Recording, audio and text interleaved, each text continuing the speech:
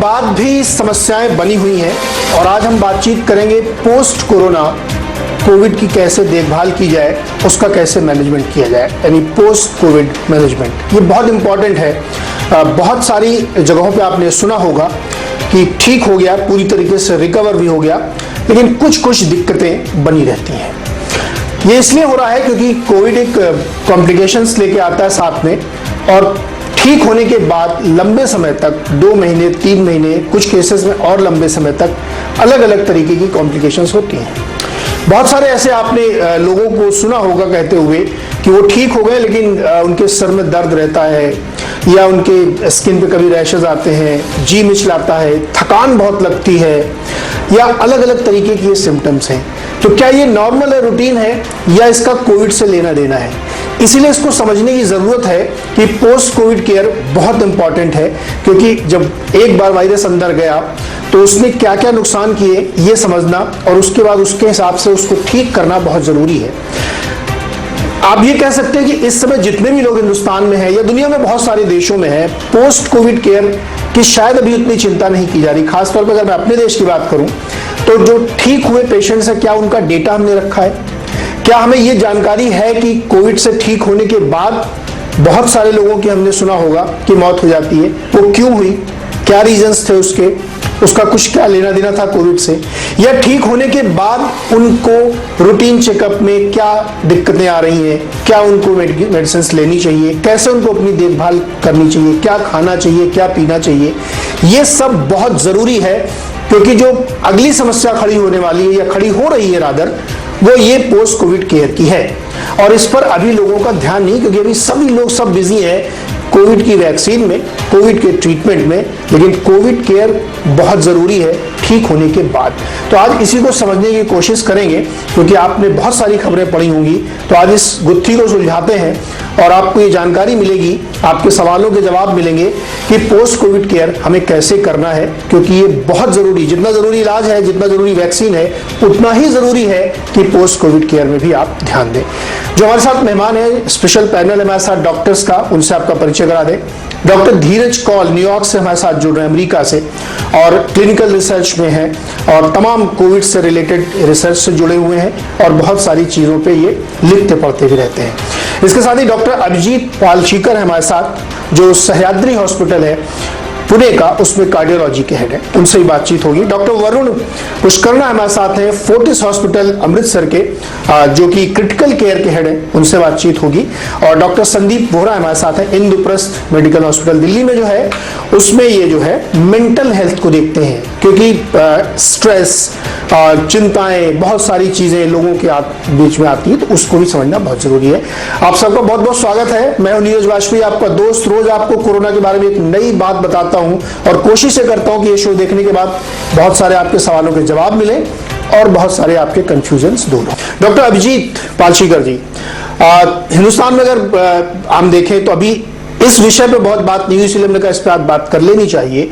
क्या आप लोगों के पास पोस्ट कोविड ऐसी दिक्कतों के फोन लोगों के करते हैं, आपसे मिलते हैं, बताते हैं लोग कि हमें ये दिक्कत हो रही है, ऐसी शिकायतें आप लोगों के पास आना शुरू हुई है क्या?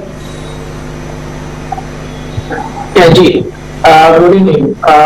जब कोविड आया था तो हमें पता नहीं था कि ये वायरल इन्फेक्शन है जो हमारी तरफ भी पड़ेगा, हमको उसमें काम करने का मौका मिलेगा। जैसे जैसे दिन सबके ध्यान में आया कि ये कोविड की वजह से इन्फ्लेमेशन हो जाती है, क्लॉट्स हो जाती है, और ये क्लॉट्स हार्ट में और लंग्स में चली जाती है। तो उसकी वजह से शुरू में तकलीफ होती है। हम लोग जब पहले ट्रीट करने लगे तो हमें पता चला कि कोविड में हार्ट अटैक आता है, पल्मोनरी एम्बोलिज्म आपका सिम्टम और लक्षण आता है। ये सब ट्रीट करने के बाद अभी लॉन्ग कोविड में जब हम लोग ट्रीट में गए हैं 3 महीने के बाद कोविड में, तो पता चल रहा है कि ये जो इन्फ्लेमेशन है सब रुका हुआ नहीं है, ये बढ़ते जाता है, कभी कभार चलते रहता है, उसकी वजह से लक्षण आते हैं। हमेशा ध्यान रखिए, हार्ट से रिलेटेड 2 लक्षण इंपॉर्टेंट रहते हैं। पहली चीज, आप चलने के बाद आपकी सांस फूलती है, और दूसरी चीज आपके सीखने में दर्द होता है। बहुत बार ऐसे होता है कि लोगों को ऐसे लगता है कि कोविड हो गया था, लंग इन्वॉल्वमेंट हो गए थे, इसकी वजह से सांस फूल रही है, चेस्ट पेन हो रहा है, इधर उधर फाइब्रोसिस की वजह से हो रहा है। बट हम लोगों को समझना चाहिए कि शायद कोविड पे इफेक्ट कर गया है, हो सकता है आपका चेस्ट इन्वॉल्वमेंट हो या बाकी कुछ रीजन हो, और उसके अंदर आपके हार्ट के लक्षण आप इग्नोर मत कीजिए। हमेशा ध्यान रखिए, अगर पहले से ज्यादा आपको चलने के बाद सांस फूल रही है या आपके सीने में दर्द हो रहा है, तो आपको जांच जरूर करानी चाहिए।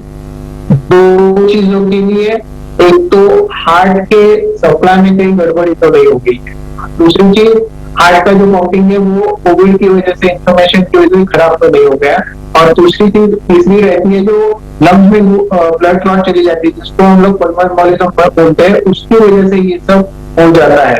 अगर आप पुराने हार्ट के मरीज हो, आपके लक्षण में और बढ़ोतरी हो गई है, तो आपको उसके लक्षण इन्वेस्टिगेट कराना जरूरी है कि ये वाले हिस्से तो नहीं है, सिर्फ कोविड हो गया और लंग हो गए उसकी वजह से आप हार्ट का निग्लेक्ट मत कीजिए।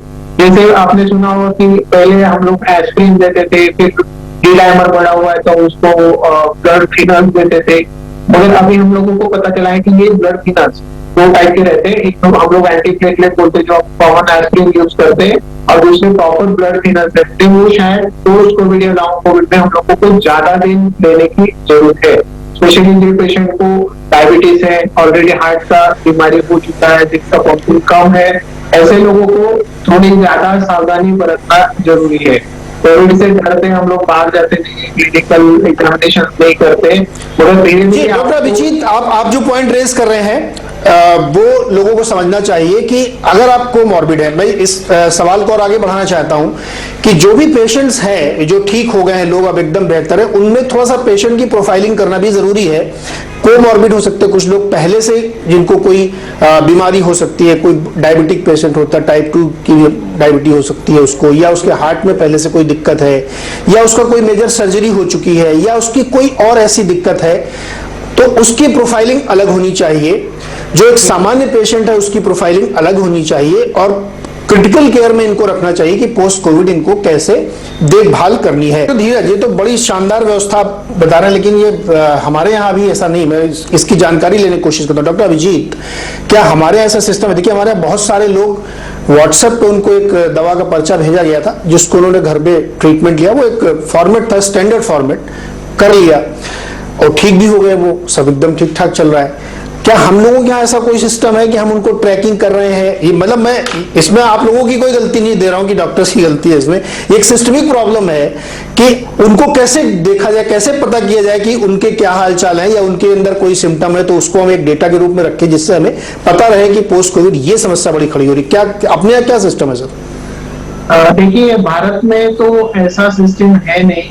जो पेशेंट एडमिट हो जाते हैं और अस्पतालों में एडमिट हो जाते हैं, कोविड सेंटर में एडमिट हो जाते हैं, तो हम लोग क्या करते हैं, उनको बार बार फोन करके उनके लक्षण कैसे लग रहे हैं, कैसा चल रहा है, ये सब पूछते रहते हैं।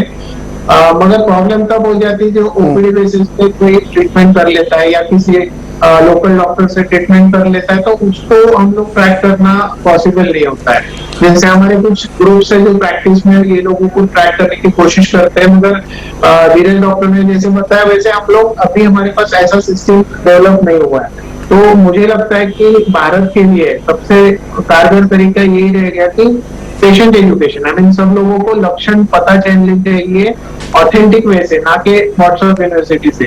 क्या हो जाता है कि कोई विश्वास अंधविश्वास से बहुत सारी चीजें गलत हो जाती है, तो डॉक्टर की तरफ से क्या लक्षण है ये समझ लेना, प्रॉपर डॉक्टर के पास जाना और उससे वो जांच पड़ताल करना, ये सबसे बढ़िया तरीका रहेगा।